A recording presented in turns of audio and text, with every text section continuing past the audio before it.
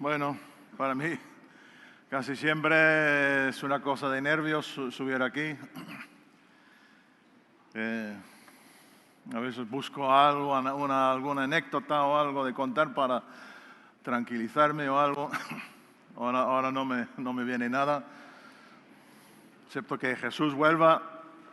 Me conoce de hace años en Santander y me vio y dice, te toca hablar, ¿no? ¿Por qué? Porque estoy duchado y repeinado. Y así en Santander saben que así cuando ven a Gerardo así, pues que le toca hablar. Yo voy a pedir que vamos al Evangelio de Juan, capítulo 1.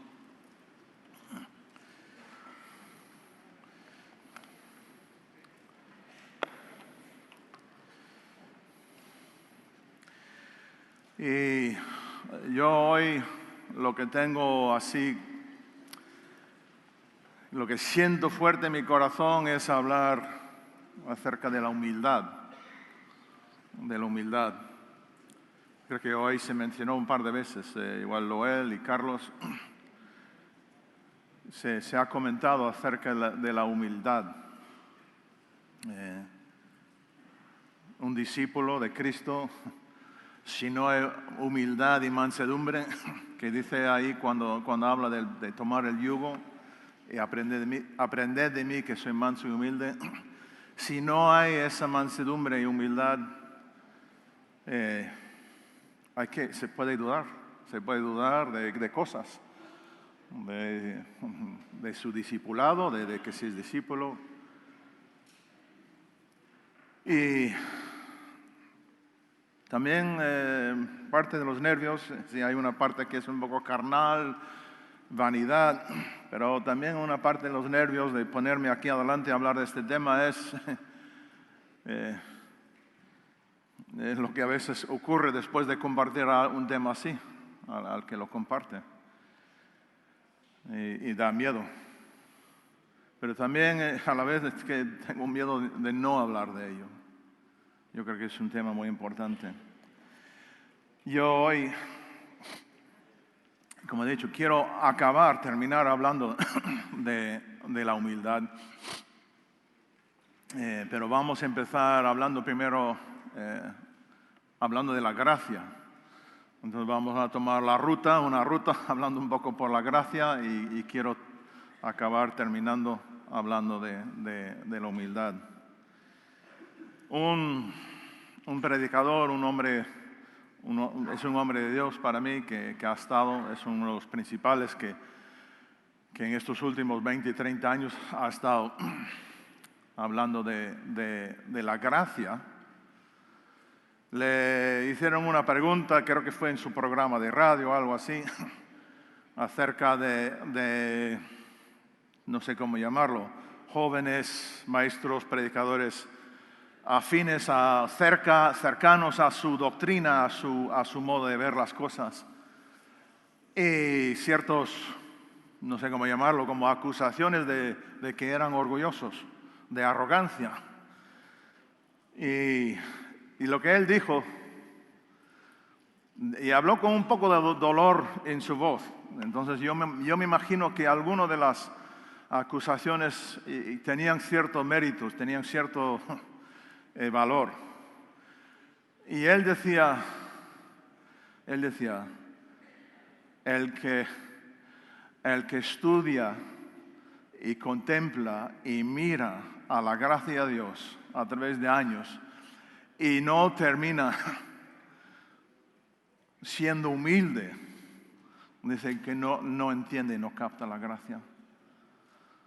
Y él decía, la gracia, si lo vamos entendiendo y captando, dice uno de los efectos principales de la gracia es que tiene que producir en nosotros una humildad.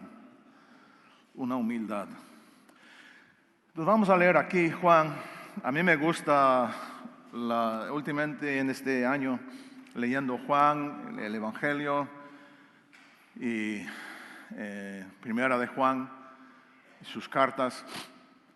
Hay algo especial en lo que que yo, por ejemplo, en estos primeros 18 versículos, no los vamos a leer todos, y en el primer capítulo de Primera de Juan es especial, el primer versículo, lo que nuestras manos tocaron. Es interesante para mí porque nos dicen los historiadores, nos dicen los eruditos, que Juan pues probablemente tenía cerca de 90 años cuando escribió esto. Cuando Juan escribe lo que vamos a leer aquí, es mayorcito ya. Pedro y Pablo están muertos, ya están con el Señor. Ya han pasado bastantes años, las cartas de Pablo, Pedro ya se han escrito, ya se han circulado entre la iglesia. Y Juan, este hombre mayor, que ahí está reflexionando sobre medio siglo del mover de Dios. Medio siglo de mover de Dios. Y tiene unas maneras de expresarlo, en una manera muy, muy cortito, pero muy interesante. Y dice, vamos a leer aquí en el versículo, algo creo que mencionó Loel hoy en la mañana, en el Juan 1:11, dice, a lo suyo vino, y los suyos no le recibieron. Mas a todos los que le recibieron, a los que creen en su nombre, les dio potestad de ser hechos hijos de Dios, los cuales no son engendrados de sangre, ni de voluntad de carne, de voluntad de varón, sino de Dios.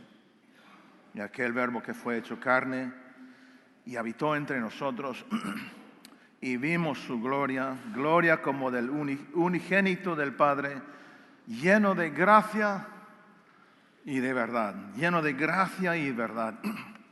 Ayer Hilario leyó un versículo ahí en Primera de Pedro, unos versículos. Yo nada más cito una frase del Primera de Pedro 1:10, dice, los profetas profetizaron de la gracia destinada a vosotros. Ayer leímos estos versículos y Pedro explica el deseo de los profetas de indagar en lo que ellos estaban escribiendo. Y aquí Juan está hablando de esa gracia destinada a estas generaciones. Desde este tiempo hasta hoy estamos todavía en tiempo de gracia. Y gracias a Dios que estamos en tiempo de gracia. Y aunque el mundo está con locuras y hay cosas que nos dan miedo, todavía es un tiempo de gracia. Otra vez el 14 dice, aquel verbo fue hecho carne y habitó entre nosotros y vimos su gloria, gloria como del unigénito del Padre, lleno de gracia, de verdad. Juan dio testimonio de él y clamó diciendo, este es de quien yo decía, el que viene después de mí es antes de mí, porque era primero que yo. Porque de su plenitud tomamos todos, y gracia sobre gracia. Pues la ley por medio de Moisés fue dada, pero la gracia y la verdad vinieron por medio de Jesucristo. Y él está ahí pensando en lo que igual, en lo que ha vivido y lo ha pensando en los últimos años y todo el mundo mediterráneo, pues la palabra de Dios corrió, invadió en lugares y gente se convirtieron y nadie podía ver, ningún hombre, ninguna persona intelectual, carnal podía haber profetizado en la carne que esto iba a ocurrir, pero ocurrió. Y él vivió esto. Y él en una manera dice, la ley por medio de Moisés fue dada, pero la gracia y la verdad vinieron por medio de Jesucristo. En una pequeña frase. Y era necesario que Pablo en varias cartas, en varios lugares, en Romanos, en Gálatas, en Efesios, explicara esto. La ley vino por medio de Moisés, pero la gracia, ¿verdad?, vino por medio de Jesucristo. Y Juan tiene una manera de ponerlo en una frase tan bonita. Y dice en el 16, porque de su plenitud tomamos todos, y gracia sobre gracia. Y yo pienso también en mi vida, y yo perdí la reunión anterior, me estaba contando que fue muy bonito, que oraste por los padres y por los niños nacidos en reto, etc. Y yo crecí en un hogar cristiano escuchando historias y testimonios de gracia, de que Dios había estado con gente que tenían temor de Dios, que pasaron por muchas cosas, pruebas y dificultades, y la gracia de Dios estuvo con ellos. Y yo pienso en mi vida, en mi familia, y tengo que reconocer, Dios ha sido gracia sobre gracia. Y sé que voy a necesitar gracia, más gracia. Y la verdad, estoy aquí delante de vosotros y confieso, estoy mirando en mi corazón y mi vida y me falta gracia. Estoy deseoso de tener más la gracia de Dios en mi vida, en ciertas cosas. Pues esta frase, gracia sobre gracia, estuve pensando en ello y me vinieron a la mente dos versículos que los menciono nada más, no los vamos a buscar. Primera de Pedro 5:10, Pedro dice, hay una frase ahí del Dios de toda gracia, el Dios de toda gracia. Hay gracia para salvación, pero hay gracia para diferentes situaciones en la vida. Y en un momento vamos a leer algunos de ellos. En 1 Pedro 4:10, Pedro dice, habla de la multiforme gracia de Dios. La multiforme gracia de Dios. La gracia de Dios lo necesitamos, es multiforme, dice Pedro ahí. Y viene a nuestras vidas en diferentes situaciones, en diferentes momentos. Necesitamos esa gracia de Dios. Yo tengo aquí una lista corta. Vamos aquí a 2 de Corintios capítulo 8. 2 de Corintios 8.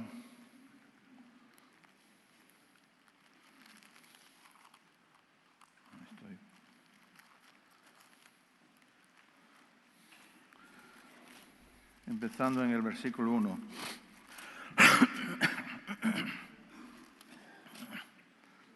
Y vamos a ver algunos de los multiformes gracia de Dios, algunas formas de la gracia de Dios en la vida del cristiano, en la vida de la iglesia, del pueblo de Dios, del cuerpo de Cristo.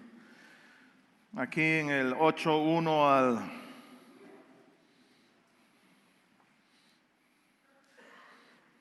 Vamos a empezar en el 1, vamos a ver dónde acabamos. Dice, así mismo, hermanos, os hacemos saber la gracia de Dios que se ha dado a las iglesias de Macedonia. Aquí Pablo ha vivido algo, ha visto algo, sabe de algo. Dice, ha habido una gracia de Dios dado a unas iglesias. Dice que en grande prueba de tribulación, la abundancia de su gozo y su profunda pobreza abundaron en riquezas de su generosidad.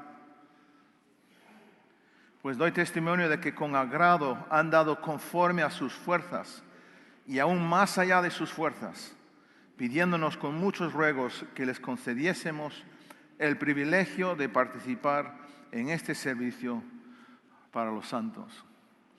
Él aquí ve y nota toma nota de este grupo de cristianos y la gracia de Dios que había sobre ellos en dar. Estuvimos en esta semana juntos en unas reuniones hablando de ofrendar. Hemos estado hablando hemos llegado a una conclusión. Lo más importante es el dador alegre, ¿no? Ahí, entre los hermanos estuvimos hablando. Estuvimos ahí con el debate de diezmos, ofrendas y tal, pero lo más importante es la generosidad y dar. Y aquí Pablo lo nombra como una gracia que fue dado a este grupo de cristianos. Y yo a veces también he notado ciertos grupos o familias o grupos de cristianos que parece que tienen cierta gracia de Dios, algo en especial que tienen ellos igual más que otros. Y es una gracia dada a ellos, esa multiforme gracia de Dios.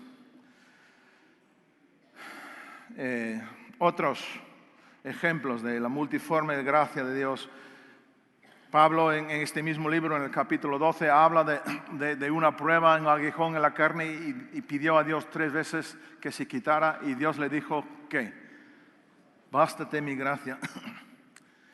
En el siguiente capítulo, aquí en el capítulo 9, sigue hablando de dar. Aquí en el capítulo 9 habla de la gracia del dador alegre. Pablo habla de la gracia y dice, soy lo que soy por la gracia de Dios. En 1 Corintios 15, versículo 10. Y es un versículo que está hablando de su ministerio y él habla, dice, trabajé más que todos los demás. Pero dice, no yo, fue la gracia de Dios en mí. Autoridad espiritual. En Romanos 12:3 hay una frase y dice, digo yo, dando una exhortación a los creyentes, digo yo, por la gracia que me es dada.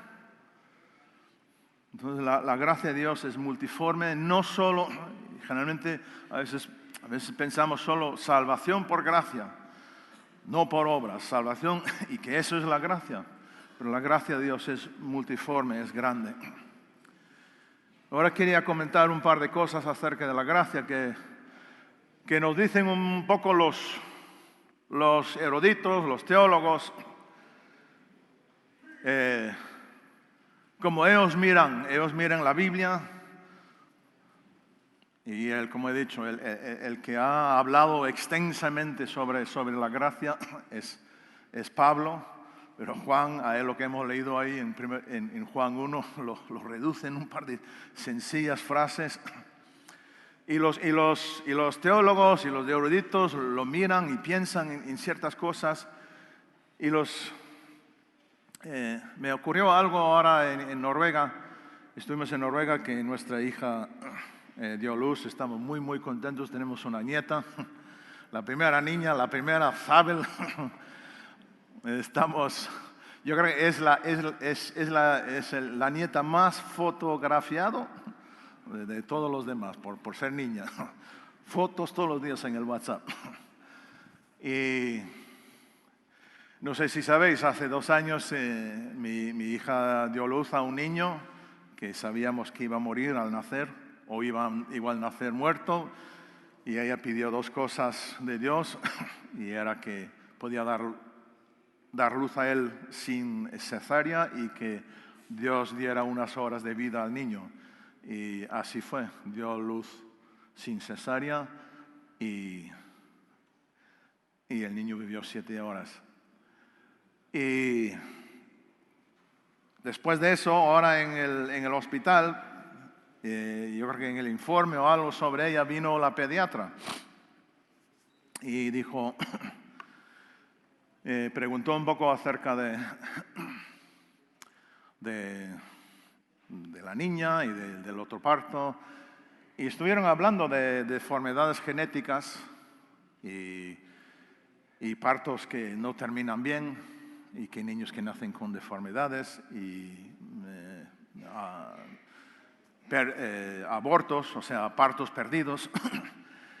Y ella dijo algo a Ámbar, dice, mira, la verdad es, dice, como doctora, sabiendo la complejidad del cuerpo humano y del mundo y las bacterias y todo lo que hay, ella dijo, me sorprende de que no haya más, pero mucho más cosas que ocurren como lo que te ocurrió, porque todo es tan fino y tan delicado y tan complejo. Y me lo contó Ámbar. Y los teólogos hablan de una cosa, ellos dicen,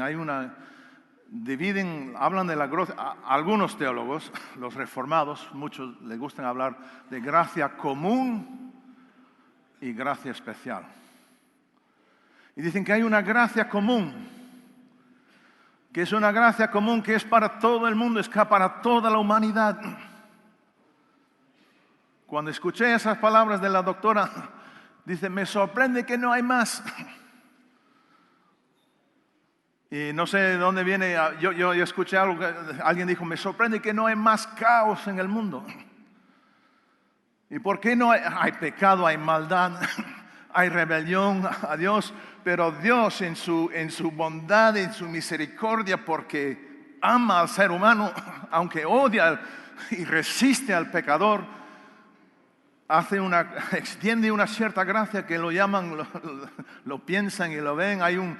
La base bíblica es el pacto que Dios hizo con Noé después del diluvio, que prometió 4 estaciones al año, que prometió siembra y cosecha para siempre, que prometió no destruir la tierra, toda la tierra con un diluvio otra vez. Hay un salmo, no lo tengo aquí apuntado, hay un salmo que también lo apoya, y Cristo habla en el Sermón del Monte de que dice que Dios hace llover sobre los justos e injustos. Hay una gracia común y que a veces, incluso no sé, vamos a ciertos países y hay como una gracia común latente. Tú vas a algunos países donde ha estado el protestantismo, donde se estableció, hay como una gracia común, aunque igual están ya muy lejos, pero hay una gracia. Estaba yo pensando, estuve en México ahí que íbamos 2 por 2 evangelizando. Llegamos en el punto donde nos iban a recoger en medio de la nada, en el tiempo de seco, antes de venir las lluvias, y sucios, llenos de polvo, ya una semana, y estamos en un pueblito, casi no hay nadie, esperando, y vimos una nube negra que vino, y empezó a llover. Y los 3 o 4 campesinos ahí, ¡oh, qué bien! Que igual vienen las lluvias antes y vamos a tener, eso es buena señal y tal. Yo pensé, qué gracia común de Dios sobre ellos, y eran idólatras. Y para ellos la lluvia era una gracia, y yo pensé, yo no sé de quién era la idea, yo y el otro, y encontró una barrita de jabón.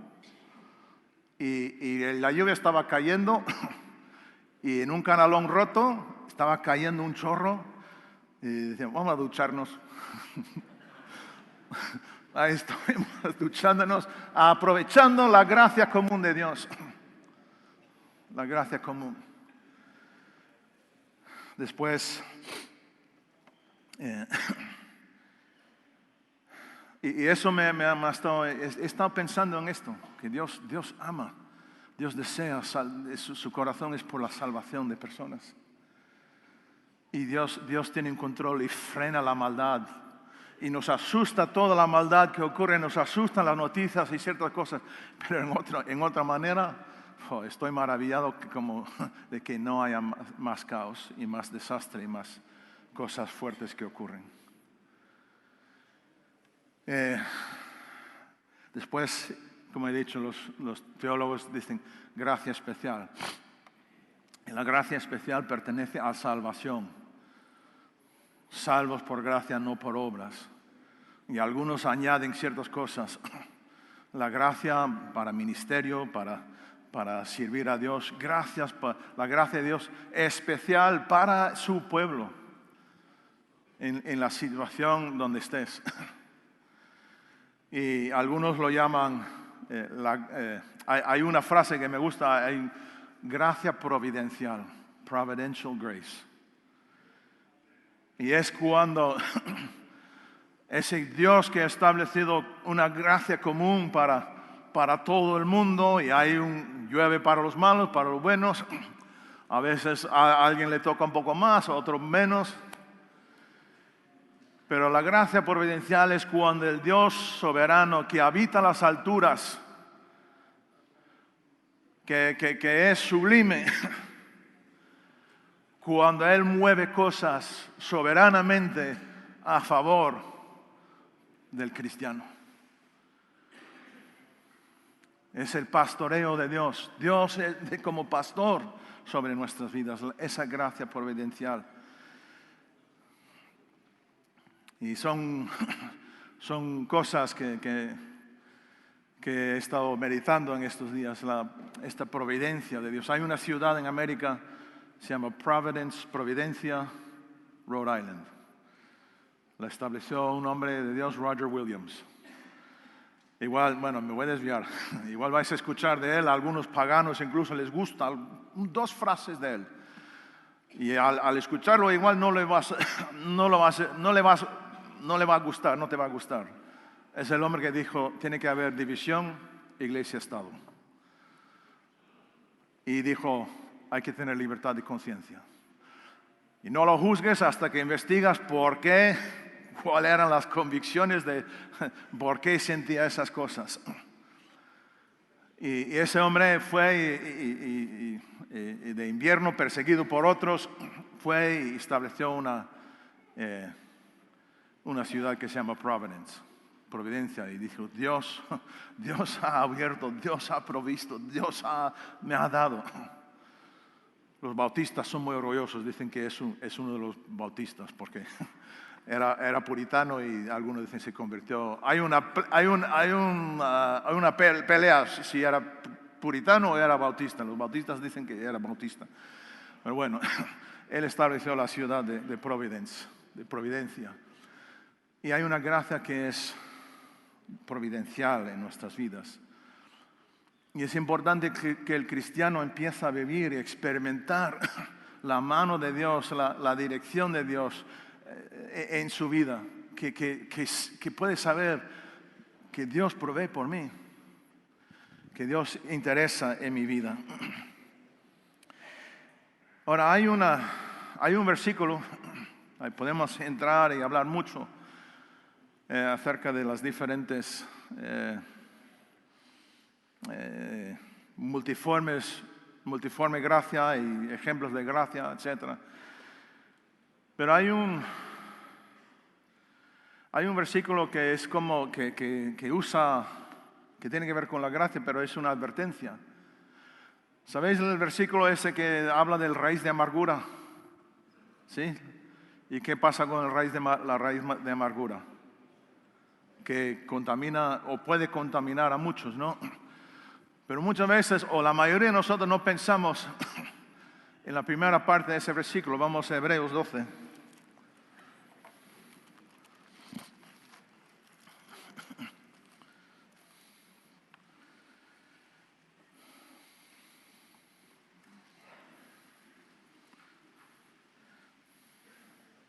El versículo 12.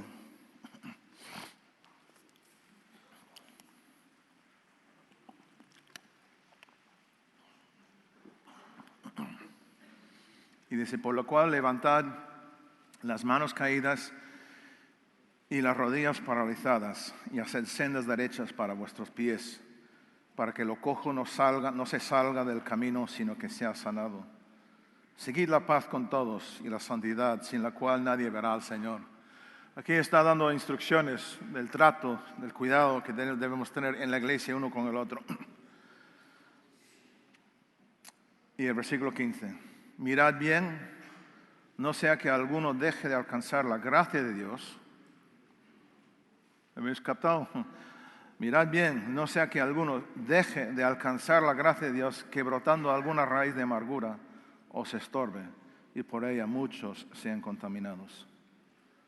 No sea que, y esto lo leo un poco por lo que habló Loel esta mañana, no pensé leer estos 16 y 17, pero no sea que haya algún fornicario o profano como Esaú, que por una sola comida vendió su primogenitura. Y el versículo 17, junto con lo que Loel decía esta mañana acerca de que igual esta es la última oportunidad, Billy Graham diciendo, ¿no? Igual nunca vas a tener otra oportunidad así. Y dice, porque ya sabéis que aún después, deseando heredar la bendición, fue desechado y no hubo oportunidad para él arrepentimiento, aunque lo procuró con lágrimas. Vuelvo al versículo 15, dice, mirad bien, no sea que alguno deje de alcanzar la gracia de Dios, que brotando alguna raíz de amargura os estorbe y por ella muchos sean contaminados. Tenemos que, yo creo que hay personas en Reto que están con raíz de amargura. Hay gente que temo y gente que quiero mucho y no voy a entrar en detalles, estoy preocupado. Incluso a veces estoy preocupado por mí mismo, de que no entre una raíz de amargura. Pero hay que alcanzar la gracia, hay gracia de Dios para todo. Cuando Dios dijo a Pablo en el sufrimiento, bástate mi gracia, hay una gracia para cualquier situación. Cualquier situación. Vuelvo a hablar un poco del tema esto de la gracia, de los eruditos, de los teólogos, y muy atrás en la Reforma, acuñaron creo que es correcto, acuñaron una frase que se llama los medios de la gracia. The means of grace. Los medios de la gracia. Y uno es cristiano, ha sido salvo por gracia. Dios en su soberanía ha derramado gracia y has recibido y disfrutas. Pero tienes que seguir alcanzando gracia para todas las situaciones. Y en el matrimonio, en la familia, con el vecino, con esto, con el otro. Necesitamos la gracia de Dios. Y hay medios, la gracia de Dios a veces fluye es como la comparación que a veces hago es la fontanería, la instalación eléctrica, los medios por donde fluye, por donde va, muchas veces la gracia de Dios. Zaqueo. Y en el capítulo anterior de Zaqueo, es en Lucas, no sé si es 18, 19, por ahí, no lo busquéis. ¿Qué hizo? Subió a un árbol porque sabía que el Señor iba a pasar por ahí. Se acercó a la senda, las sendas de la gracia. Algunos de los viejos hablan de las sendas de la gracia. Tienes que acercarte a la senda de la gracia, por donde fluye la gracia. Tengo ahí en Canadá un cuñado que, bueno, todos los cuñados, y unos sobrinos aficionados a la caza, y hay un cazador aquí de Noruega, el Turfing, lo veo desde aquí.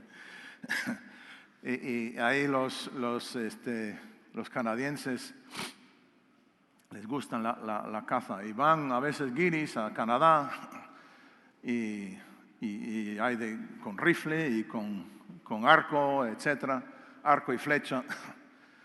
Y un americano estaba ahí cerca donde vive mi cuñado. Hay uno que va a la iglesia de mi cuñado. Y es un cazador, pero serio. Y él monta cámaras en árboles, va en el bosque, va en primavera, monta cosas. Y tiene un control y tiene un programa que le organiza y todo. Y él y todos sus hijos cazan. Y cazan todas las 2 o 3 clases de venado que hay, y esto que el otro. Y había un americano y pagó mucho dinero y estaba 15 días y no cazó nada.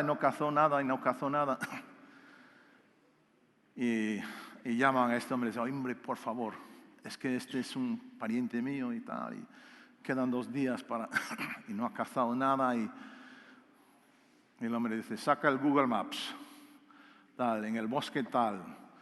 Y no sé qué, y empieza a dar las direcciones, y dice, en tal senda, probablemente sobre las 4 de la tarde, va a haber un venado macho muy guapo, que 4 o 5 veces a la semana está por ahí, y haz esto y haz lo otro, y van ahí, siguen todas sus instrucciones, y lo mata el venado. Y así, con las cosas de Dios, hay lugares, hay cosas donde entramos y recibimos la gracia de Dios. Y no hay tiempo, es para dar un estudio solo. Algunos empezaron a hablar de esto, dicen algunos, igual esto era un debate entre los reformadores y los católicos que decían, vale, la gracia de Dios, pero en la misa y a través del cura. Y el protestantismo dice, no, la gracia de Dios es soberano y toca corazones y vieron, no, es que hay medios, y hablaron de la palabra, de la Santa Cena, de la oración, y reunirse. Los hermanos Wesley ampliaron la lista de los medios de la gracia mucho, y añadieron mucho a servicio. Dice, tú al servir a Dios, tú vas a servir y encuentras muchas veces la gracia de Dios viene a tu vida. Y tenemos que ser un pueblo que busque a Dios, que ora a Dios por su cuenta. Mi padre cuenta la historia en el campo de concentración después de la guerra ahí en Rusia. Dice, los 8, 9, 10 cristianos serios, era como un imán, se encontraron. Y entre ellos repartían una Biblia y lo iban en los tiempos que antes de entrar tanto hambruna, y entre ellos leían y oraban uno por el otro. Y encontraron gracia. Encontraron gracia. Y yo por fin llego al punto donde yo quiero hablar. Y vamos a leer aquí en Primera de Pedro y después en Santiago.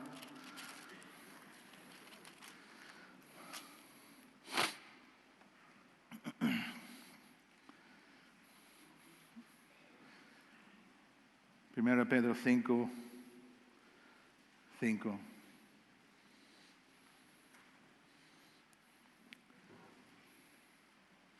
Creo que ayer también, anoche habló, creo que se leyó este versículo también.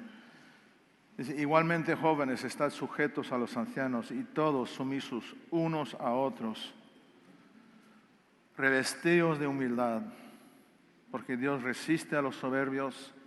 ¿Y qué? ¿Da qué? Da gracia. Y hay una gracia que creo que está faltando. Yo sé que en mí hay una gracia que está faltando. Y dice, da gracia a los humildes. Humillaos pues bajo la poderosa mano de Dios para que Él os exalte cuando fuere tiempo. Esto de revestir, esto lo digo ahora, el revestirte de humildad es para uno, es algo en la vida diaria, cotidiana. Y para mí que es para un cristiano que ya ha tenido una experiencia fuerte, seria de humillarse delante de Dios. Pero tiene que venir primero la experiencia seria. Vamos a Santiago, capítulo 4.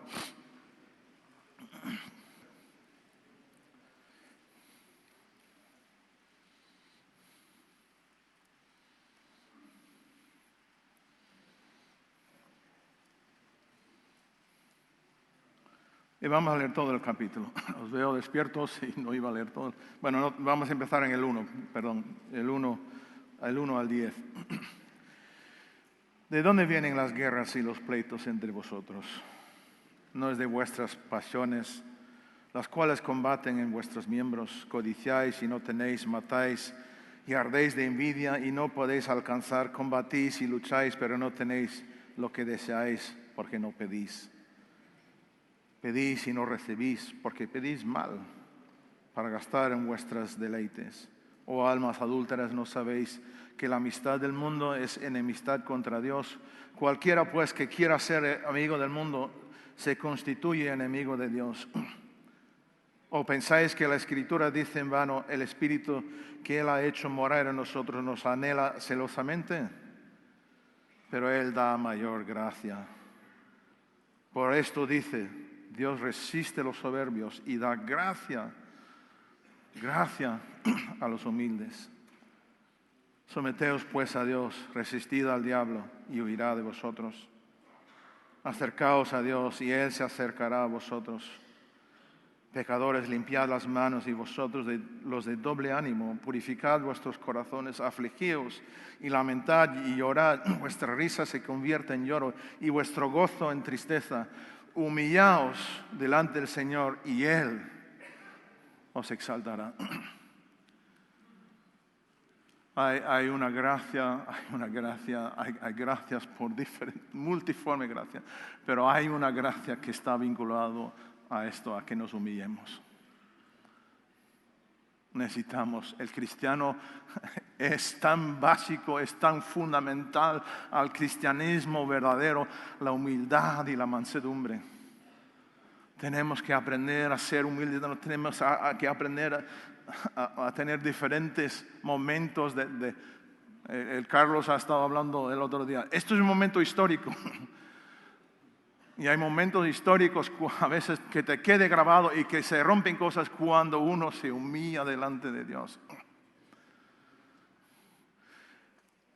Oswald Chambers, en su devocional En pos de lo Supremo, creo que es En pos de lo Supremo, y creo que es el 10 de junio, no sé, en inglés es el 10 de junio, hay un devocional y él pone lado a lado, él compara Lucas 11, versículos 9 y 10, lo leo muy rápido.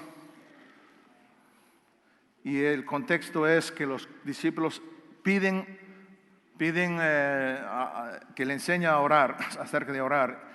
En el 9 y 10 dice, yo os digo, pedid y se os dará, buscad y hallaréis, llamad y se los abrirá. Bueno, en español dice llamad, en inglés dice tocad, como tocando la puerta, tocad y se os abrirá, porque todo aquel que pide, recibe, y el que busca, halla, y al que llama, se le abrirá. Y el contexto es pueblo de Dios, el contexto es discípulo. Aquí Santiago, el contexto es cristianos, pero cristianos que están mal. Y Oswald Chambers habla de, no es que vamos ahí con una curiosidad, a ver qué pasa. Y él habla, dice, el cristiano va porque hay algo, una necesidad, y va y toca, y al tocar, ve que su mano, que dice, limpiad las manos, pecadores, limpiad las manos, y ve su mano, y se da cuenta que esa mano ha hecho algo malo, incorrecto, ha pecado, y limpia la mano, y dice, y limpiad las manos, en el Santiago 4:8 dice, manos, y vosotros los de doble ánimo, purificad vuestros corazones. Y después dice, después de tocar y te das cuenta, y después te das cuenta de otra cosa en tu corazón. Un amigo me contó una vez de una puerta que tenía, que era, la superficie era casi como, era una puerta provisional, pero era como un espejo casi. Y dice que le daba gracia. Dice, tocaba la gente y esperaba. Y tocaban. Y a veces estaban ahí con ese reflejo. Así, y él abre la puerta. Y pilla al hombre. Y dice que le daba acierto. Pero con Dios no, es que estás buscándole y empiezas a ver. Hiciste esto, hablaste aquello, participaste en ese chisme, mentiste ahí. Y Dios para darte, tiene que acabar totalmente con, ¿cómo es la palabra en español? Self-pity. Lástima propia. Ay, pobre de mí. Que Dios quiere acabar con todo eso. Tenemos que aprender a ser humildes. Quiero decir un par de cosas también en breve, que también hay cosas aquí que merecen igual un estudio entero. La humildad falsa. Hay humildad falsa. A veces interpretamos humildad y no es humildad. Una persona con un carácter muy tranquilo, a veces pensamos que es muy humilde. O a veces con una persona que tiene una educación muy estricta, muy correcta, le interpretamos que es una persona humilde. Incluso vamos al libro de Job. Job 32. Incluso a veces nos equivocamos pensando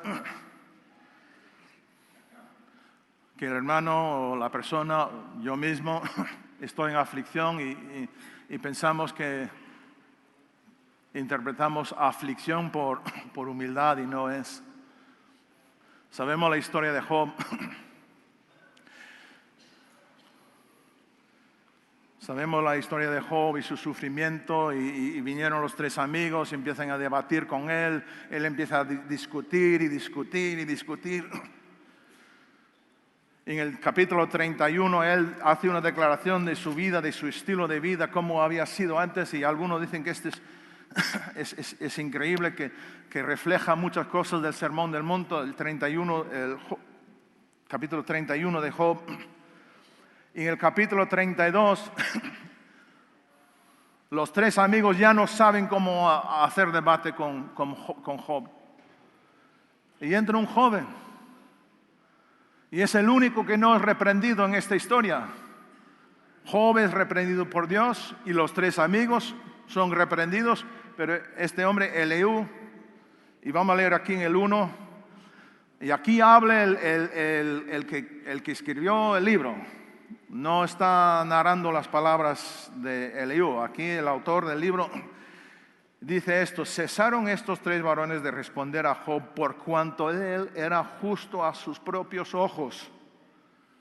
Entonces Eliú, hijo de Baraquel, Buzita, de la familia de Ram, se encendió en ira contra Job. Se encendió en ira por cuanto se justificaba a sí mismo más que a Dios. Y en el versículo 6 empezamos a ver sus palabras y su reprensión. Vamos a leer, saltar al 34, 5. Sigue Eliú hablando. En el 34 dice: porque Job ha dicho, yo soy justo y Dios me ha quitado mi derecho. Saltamos al capítulo 35, el 1, 2 y después el 7. Prosiguió Eliú en su razonamiento y dijo: ¿piensas que es cosa recta lo que has dicho? ¿Más justo soy yo que Dios? El versículo 7, si fueres justo, ¿qué le darás a él? ¿O qué recibirá de tu mano? Y en el 37,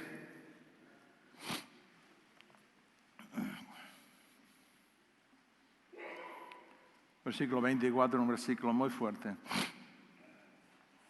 Dice: lo temerán, por tanto, los hombres.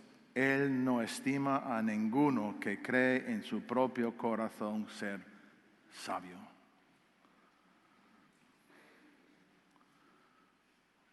Y mira, Job está afligido, pero todavía no ha entrado, no ha llegado al arrepentimiento.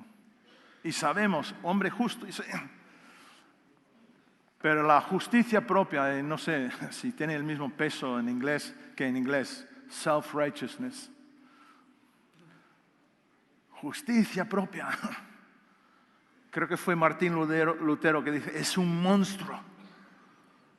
Es un monstruo la justicia propia. Cuando uno cree ser sabio en su propia opinión y ser justo en su propia opinión.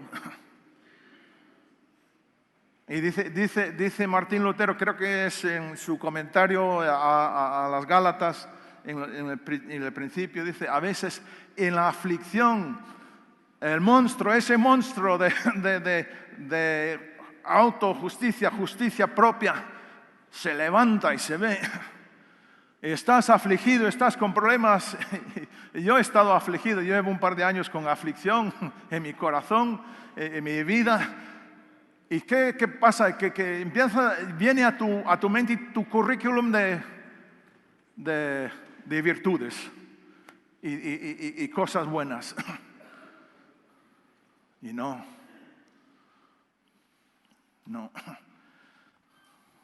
Y Job al final, en el 42, Ya lo hemos, aquí en muchas convenciones lo hemos leído, lo sabemos. Dios está hablando en el 41, ya lleva unos cuantos capítulos hablándole, reprendiéndole.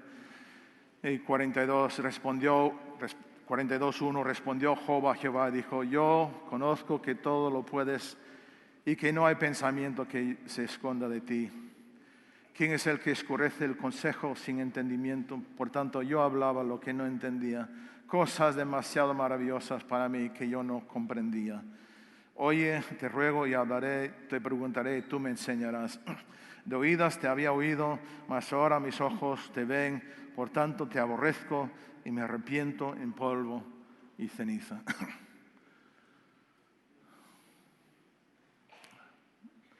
Vamos a... Segunda de Crónicas, y ya creo que casi ya terminamos. Segunda de Crónicas, capítulo 7. El pacto de Dios con Salomón, cuando Salomón termina el templo y lo inaugura.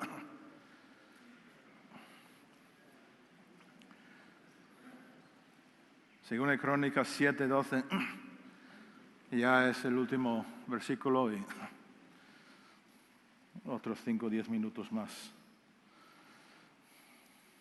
Y dice: apareció Jehová a Salomón de noche y le dijo: yo he oído tu oración, he elegido para mí este lugar por casa de sacrificio. Si yo cerrare los cielos para que no haya lluvia y se mandare a la langosta que consuma la tierra, o si enviare pestilencia a mi pueblo, si se humillare mi pueblo, sobre el cual mi nombre es invocado, y oraren y buscaren mi rostro y se convirtieren de sus malos caminos, el tema de hoy en la mañana, y se convirtieron, y me gusta en la Reina Valera como lo dice, añade más peso que en inglés, una conversión necesitamos, ¿no? Y eso implica algo de tiempo, convertirnos de nuestros malos caminos. Entonces yo iré desde los cielos y perdonaré sus pecados y sanaré su tierra. Ahora estarán abiertos mis ojos y atentos mis oídos a la oración en este lugar. Para mí, yo leo esto y pienso aquí, dice: si se humillare mi pueblo, es humillarnos. Y mira esto: sobre el cual mi nombre es invocado. Sobre el cual mi nombre es invocado. Es curioso, Dios dice en Isaías, creo que es 42:8, dice: yo Jehová, este es mi nombre, y a otro no daré mi gloria. Dios no comparte su gloria, pero para mí es especial que Él dice: nosotros, su pueblo, bueno, aquí está hablando de Israel, pero es invocado su nombre.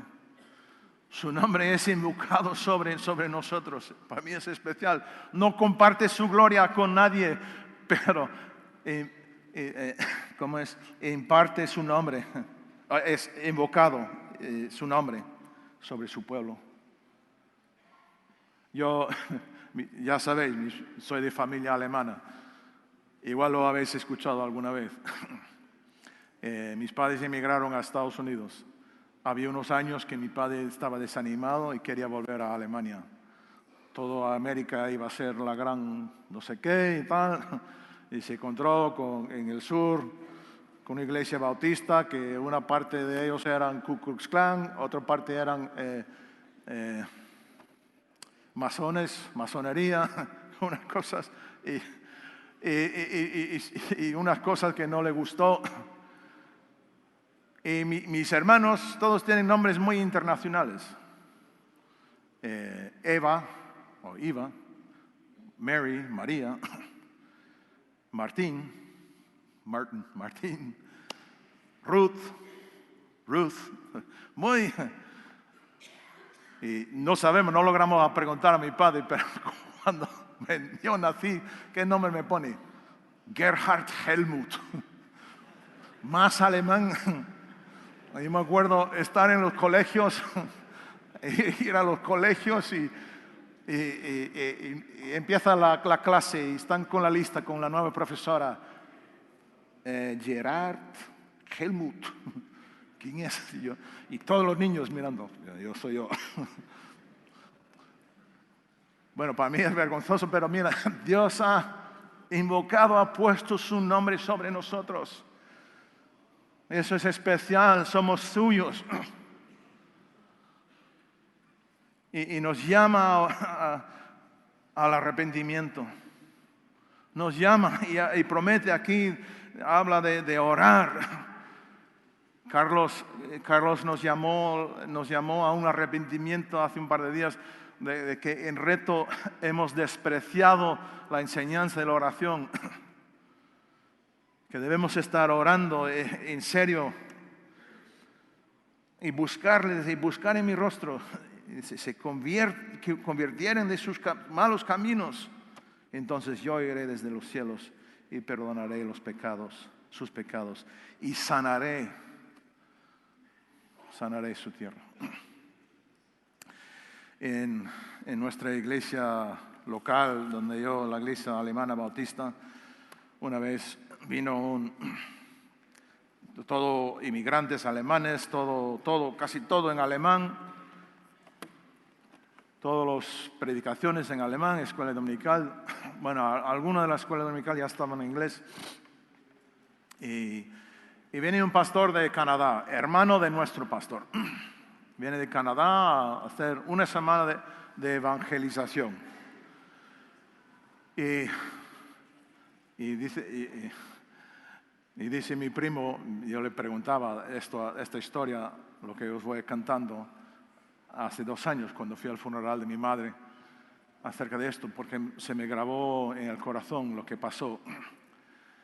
Y dice, estaba ahí una semana, dice, predicando, y dice, realmente estaba predicando por uno. Había uno ahí que todos los demás estaban convertidos y bautizados.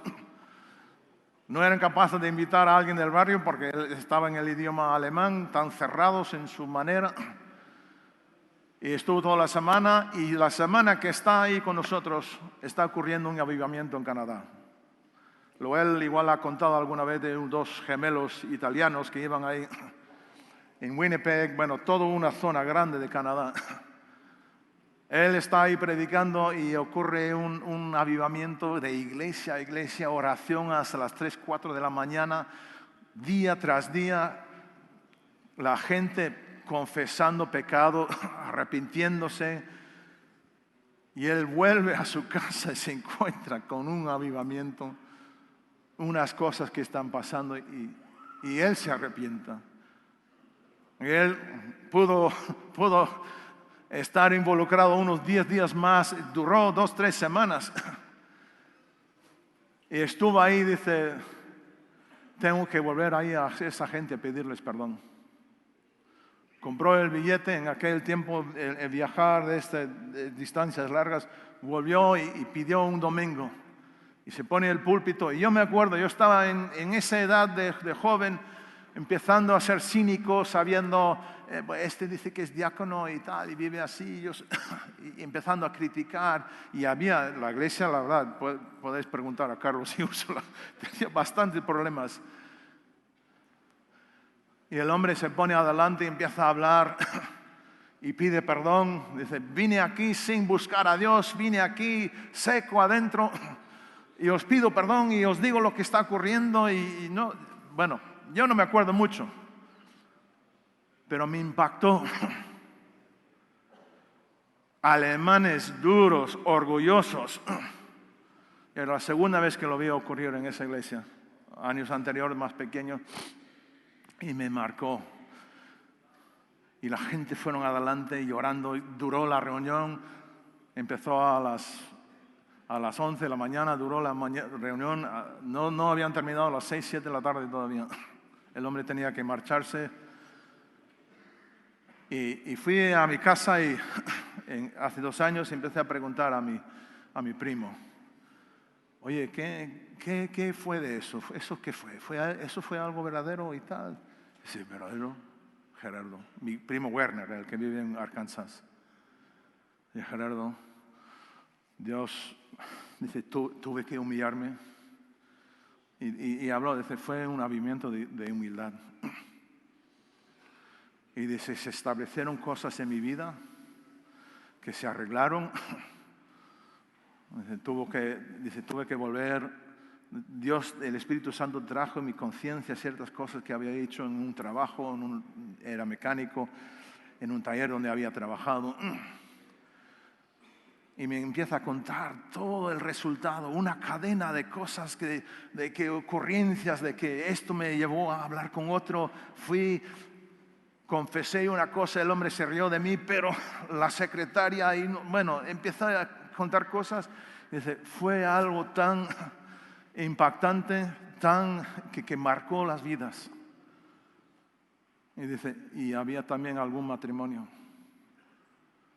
Y pregunto a mi hermana y mi cuñado y me dice, yo creo que si no hubiera ocurrido ese avivamiento, ese momento, porque no vimos después, yo no vi en una manera, no sé, una cosa que continuaba. Lo único que puedo decir es que esa iglesia sigue y hay gente que van y que dan muchísimo dinero a misiones. No a mí mucho, pero sigue. Pero lo que me dijo, lo que dijo era, se rescataron unos matrimonios que estaban a punto de, por la humildad. En el Antiguo Testamento, cuando Juan 1 dice, la ley vino por Moisés, mas la gracia y verdad vino por Jesucristo. Yo estaba leyendo esto el otro día y digo, el Antiguo Testamento solo menciona 2, aunque sé que hay más, pero literalmente la Biblia dice que Noé y Moisés hallaron gracia en los ojos de Dios. Como he dicho, estoy seguro que había muchos más que hallaron gracia. Pero lo que dice Pedro ahí en 1 Pedro 5, lo que dice Santiago, humillaos. Dios da gracia al humilde. Es una manera que podemos decir a Dios, quiero hallar gracia en tus ojos, Dios. Necesito de tu gracia en mi vida. Necesito de tu gracia, tu bendición en mi vida. Pero tenemos que aprender a humillarnos. Amén. Gracias, Dios.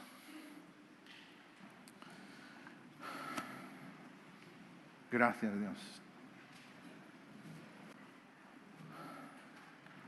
Te damos gracias por esa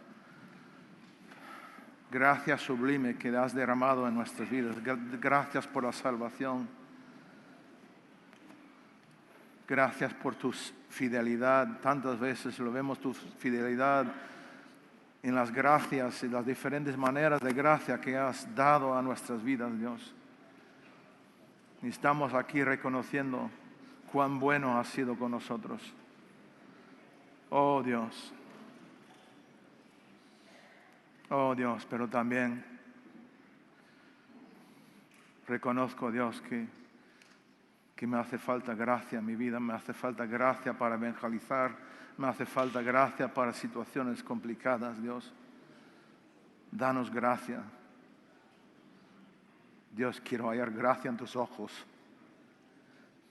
Necesito tu gracia sobre mi vida, Dios. Necesito tu gracia sobre mi matrimonio, sobre mi familia, Dios. Y Dios, necesitamos tu gracia. Dios, ayúdanos a humillarnos delante de ti. No solo una vez, pero continuamente, Dios. Danos un tiempo de humillación. Ayúdanos a humillarnos a nosotros mismos delante de ti, Dios. Pedimos, Dios, que sanes en nuestra tierra, que sanes a corazones. Oh Dios, pedimos por las personas que están con raíz de amargura, oh Dios. Y las personas que están en peligro, oh Dios, que puedan encontrar la gracia de Dios, que puedan alcanzar esa gracia de Dios. Oh Dios, nos humillamos ante ti, Dios. Gracias, Señor.